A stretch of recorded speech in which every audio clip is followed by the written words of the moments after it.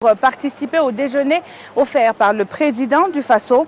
Un feu d'artifice est prévu ce soir pour illuminer le ciel de Gawa et puis la population du centre-sud l'attend impatiemment le flambeau donc pour l'organisation du 11 décembre 2018 à Gawa. Nous reviendrons ce soir à 20 h avec toute l'équipe ici déployée sur les dernières nouvelles donc, de la célébration de ce 57e anniversaire de l'indépendance à Gawa. Je vous rends l'antenne Ruth Ouattara. Voilà donc qui est bien dit Peggy Ouedraogo. Nous vous retrouvons tout à l'heure à 20 h. À Gawa également, la tradition a été respectée avec la retraite au flambeau. À la veille donc de cette parade civile et militaire, les forces de défense et de sécurité ont parcouru 3 km des artères de la ville de Gawa pour rendre hommage à la liberté et à ceux qui ont combattu pour la nation. Nous partons donc pour Gawa avec nos équipes pour le compte rendu. Sont donnés ici. Les conseillers de sécurité sont donnés ici par le commandant du jour et le ton est donné à cette retraite au flambeau. Parti du haut commissariat du Pony, ces milliers de militaires comme un seul homme, flambeau en main, ont arpenté quelques artères de la ville. Une manière pour ces hommes en uniforme de marquer d'une pierre blanche la célébration de ce 57e anniversaire de l'indépendance. C'est juste une tradition que nous perpétuons en mémoire de tous ceux qui ont combattu pour l'indépendance de notre pays. C'est un témoin que nous voulons transmettre aux générations futures pour en souvenir de ceux qui ont combattu pour la liberté, pour l'indépendance de nos forces armées et l'indépendance de notre nation. Donc c'est un témoin que nous allons transmettre et que nous allons toujours répéter à la veille de chaque 11 décembre, la fête de notre indépendance. Sur chaque rue où ils sont passés, ces militaires sont encouragés par les populations d'un grand soir. Et même les usagers sont obligés de marquer le pas. Je suis de cœur avec les gens de Gawa. Je suis sorti pour admirer les jeunes soldats et je suis de cœur avec eux. Vous avez vécu ces périodes avant? Oui, quand j'étais au lycée, j'ai marché à Tounouma, à Kolonaba. Et c'était bien? Mieux que ça. Parce qu'on nous faisait défiler de 5 h du matin jusqu'à midi. Vous n'avez rien vu encore de l'indépendance. Nous, on a vu mieux que ça. Ce sont au total 3 km qui sont parcourus par ces militaires. Des militaires qui, à travers cette retraite au flambeau, espèrent être plus proches des populations et donner une coloration particulière à la fête. À la place du gouvernement, les convives ont également pu essayer, sinon tester les mets locaux. Nous suivons donc le dîner qui leur a été offert avec nos équipes.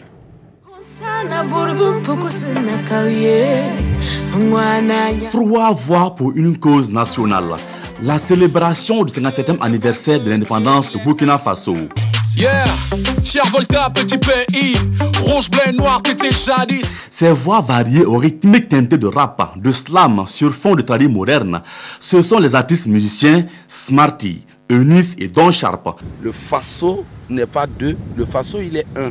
À l'unisson, nous avons 45 provinces qui nous donnent 13 raisons, pas 13 régions, mais 13 raisons d'être des moines, c'est-à-dire d'être des gardiens de ce grand patrimoine. C'est vrai que c'est ma première fois de chanter pour le 11 décembre, mais c'est vraiment une grande joie pour moi de chanter pour ma patrie. Cette mélodie dont le clip tourne en boucle sur les chaînes de télévision et de radio est un projet concocté par Papus Zongo. Le producteur et manager d'artistes a été accompagné dans ce projet par un opérateur de téléphonie mobile de la place. C'est pour dire qu'on assume notre histoire telle qu'elle est et on appelle aussi la jeunesse à un sursaut patriotique, à une union et il y a beaucoup de positivité aussi. C'est comme ça qu'on construit une nation. Le projet Indépendance Day est resté en stand-by en 2016. Papus Zongo compte le rééditer à chaque 11 décembre. L'objectif à terme, faire de chaque single un hymne officiel du 11 décembre. Sur les chantiers du développement du Faso, faites-moi l'honneur d'aller avec le cœur d'un bâtisseur. Burkinabé, la patrie ou la mort. Voilà, en lieu et place du dîner, nous sommes plutôt allés sur les pas de danse. 57 ans qui se célèbre aussi au rythme de l'Independence Day. Un single qui a vu le jour à la faveur de la fête nationale et qui est le fruit d'un effort conjugué de 3 artistes. Vous l'avez vu, ce sont des valeurs civiques comme le patriotisme, le civisme qui y sont prônés avec un clin d'œil au Burkinabé pour leur contribution à l'effort de développement. La mélodie pour le plaisir de nos tympans, c'était avec Aruna Mare. Les autres actualités du 11 décembre seront développées avec plus de détails ce soir au cours du journal de 20 h. Autre actualité avec le bilan de la COP 23. Elle avait enregistré la participation du Burkina Faso du 6 au 17 novembre à Bonn en Allemagne. À travers une conférence de presse, le ministre en charge de l'environnement a dégagé les acquis engrangés à la faveur de cette participation. Il a aussi évoqué les avancées mondiales en termes d'écologie. Le compte rendu complet avec Jean-Yod Bayala et Tanga Kafando. À cette conférence de presse, le ministre en charge de l'environnement fait le bilan de la participation du Burkina à la COP 23. Organe suprême de la Convention de l'ONU sur les changements climatiques, cette 23e COP tenue en novembre dernier à Bonn a été bénéfique pour le Burkina à plus d'un titre. Au niveau des événements parallèles et ministériels, 9 rencontres bilatérales avec des PTF conduites par moi-même, un dialogue sur l'expérience du Burkina Faso en matière de changement climatique et de développement durable, un événement de présentation d'une innovation en matière de gestion du traitement des eaux usées domestiques par une entreprise canadienne. Les négociations techniques, quant à elles, ont permis d'arrêter 31 décisions pour l'émergence d'une planète plus verte. Opérationnaliser la plateforme des communautés locales et des peuples autochtones. Renforcer le soutien aux organes de pilotage sur les technologies afin de les rendre plus accessibles aux pays en développement. Établir un plan d'action genre en faveur de l'égalité des sexes. Faire avancer les finances à long terme, dont la lisibilité sur la mobilisation des 100 milliards de dollars et le montant additionnel après 2020. À cette COP23, le Burkina Faso a obtenu de la Banque africaine de développement le financement de 5000 éco-villages ainsi que l'accréditation d'une structure burkinabé au Fonds vert de l'ONU pour le climat. Une rencontre bilan sur le premier accord universel sur le climat est prévue à Paris le 12 décembre prochain, à laquelle prendra part le président du Faso. Parlant justement d'écologie, c'est aussi un devoir pour le ministère de l'Environnement de mettre fin à la prolifération du sachet plastique dans les villes et campagnes. La lutte se fera au travers de l'opération Ville sans déchets plastiques. Et c'est Dori qui a été choisie pour le top de départ donné le 8 décembre. Pour une ville sans déchets plastiques, je m'engage. C'est le reportage de Ousmane Ketega et Jérôme Tendanou. Implantation de poubelles, collecte de déchets plastiques. Le ministre en charge de l'environnement lance ici dans la cité du Liptako l'opération Ville sans déchets plastiques. Bassio Bassière et son équipe estiment que malgré les textes réglementaires et autres actions menées par son département, la situation exige de nouvelles stratégies. Cette opération s'inscrit dans le cadre d'une lutte radicale contre le péril plastique au Burkina Faso. On avait cru que le ministère seul pouvait en tout cas s'engager dans ce combat, mais on se rend compte que pour réussir, il faut les populations là-bas. Il faut qu'on crée ces déclics, associer les populations, les élèves, l'éducation environnementale, impliquer les collectivités. Et nous pensons et nous avons foi que cette fois-ci, ça sera la bonne. L'ingestion des déchets plastiques décime plus de 30% du cheptel par an, selon le ministère des Ressources animales.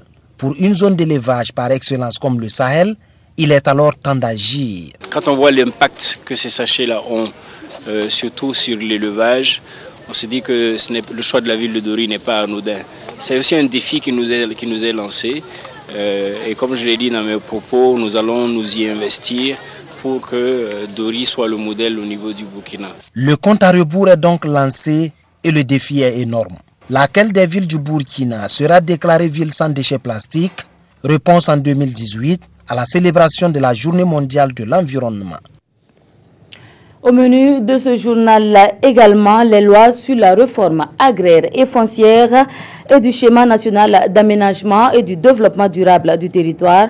Elles ont connu une réorganisation jusque-là inconnue par bon nombre de citoyens. Afin de les mettre au parfum de ces changements, des participants venus du Tui, du Kénédougou et du Oué ont été conviés à une rencontre.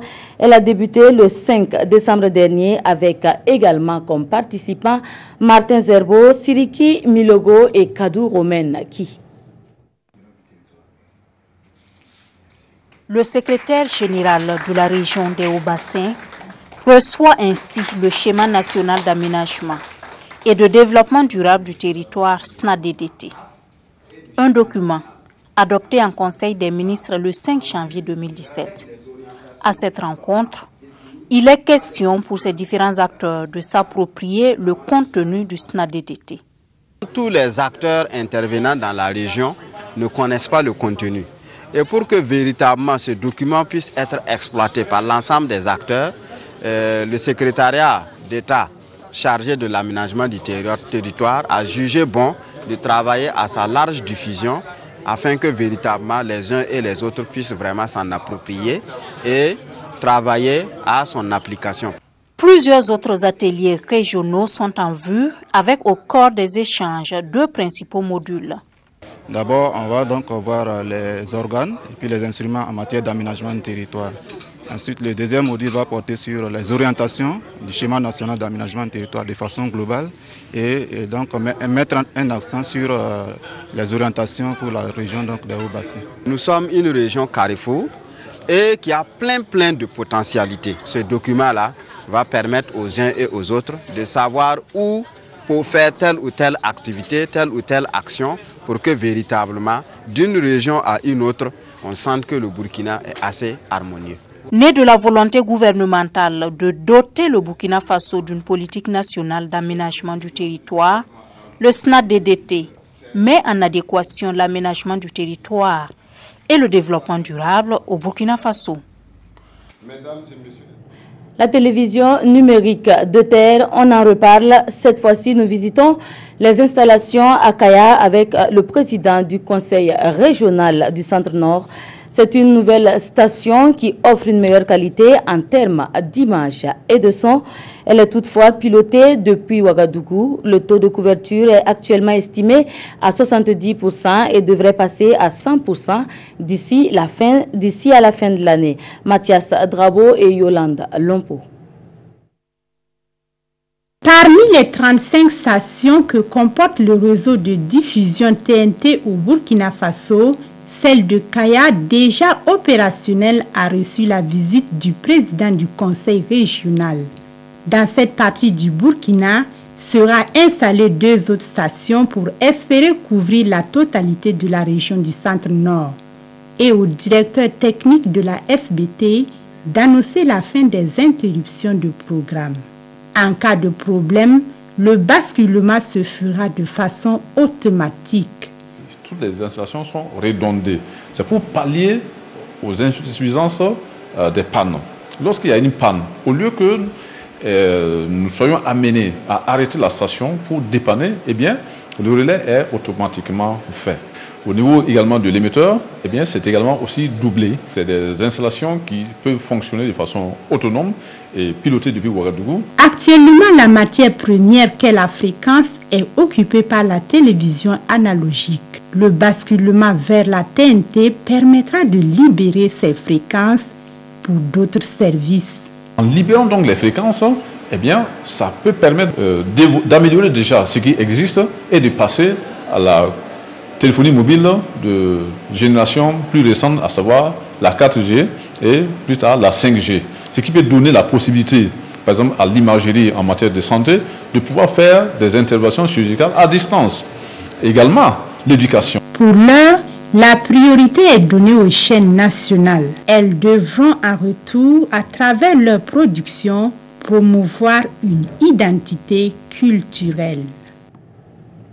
Et voilà qui referme l'édition de la mi-journée, mais ne manquez surtout pas le rendez-vous du journal de 20h. Nous allons y développer toutes les actualités sur les festivités du 11 décembre avec un retour sur la parade civile et militaire.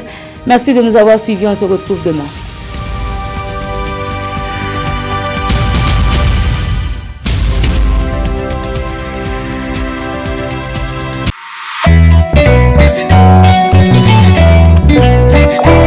M'offrir du fun, du cool et du style à petit prix, c'est le bon plan offert par Orange avec le smartphone Rise 32 de Orange à seulement 29 000 francs CFA. Le smartphone Rise 32 de Orange, c'est un design élégant de 4 pouces, une coque à